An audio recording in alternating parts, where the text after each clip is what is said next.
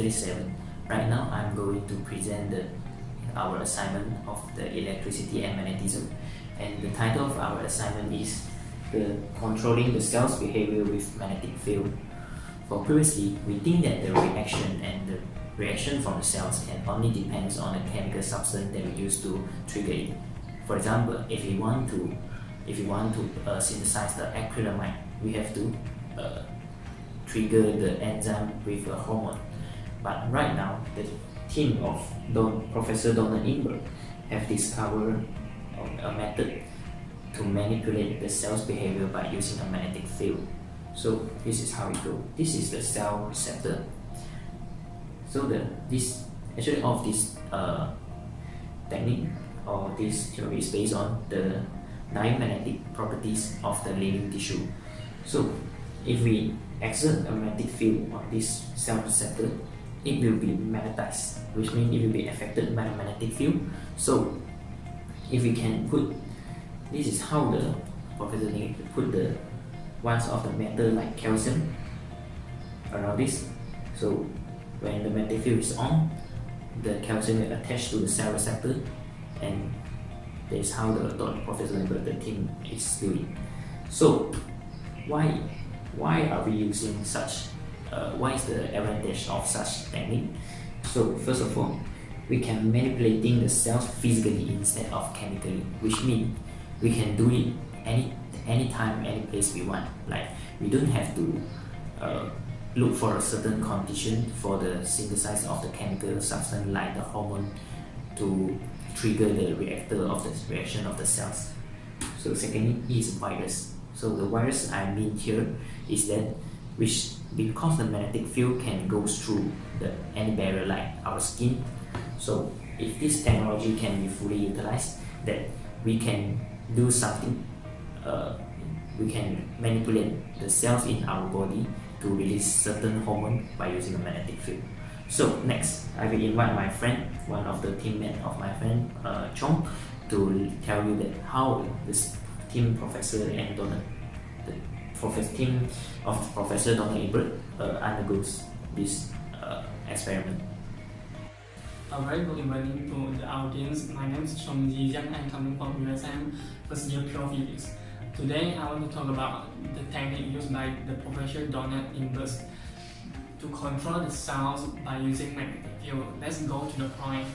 So first of all, I would like to say the part with magnetic field. This is the cells. When there's a cells surrounded by the calcium, when we exert the magnetic field, the cells actually is taking in the calcium. So there is a release of histamine. So let's move to the cell that without magnetic field. When there is without magnetic field, so we can see there is not taking in of the calcium. So there is not release of histamine. So when we can see that when there is a magnetic field here, so when we exert a magnetic field, there is taking in of the calcium. So there is the same way for the other cell. When we want to produce the hormone that is called anti-cancer antibody. So there is the same way when we exert the magnetic field to the certain cells. So there is a release of the ideal hormone that we want. So that's all from me.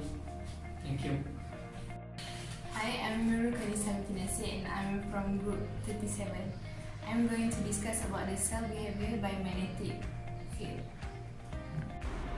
One application with near-term therapeutic potential is the use of nanomagnetic actuation for mechanical conditioning of cells for tissue engineering.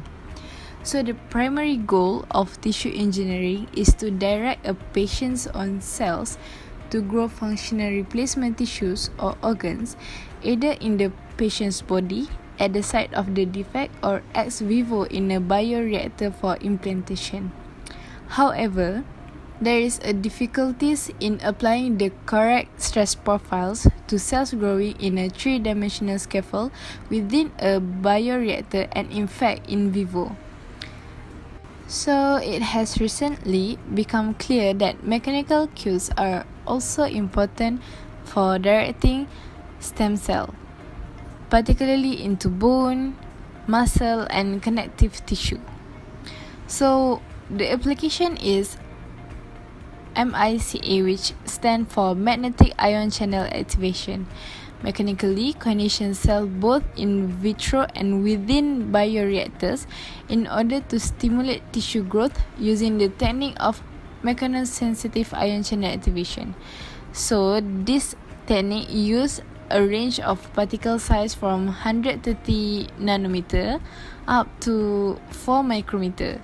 And this has been shown to stimulate intracellular calcium stores, change membrane potential, upregulate genes related to bone and cartilage formation in osteoblasts, also initiate and promote bone matrix mineralization in vitro.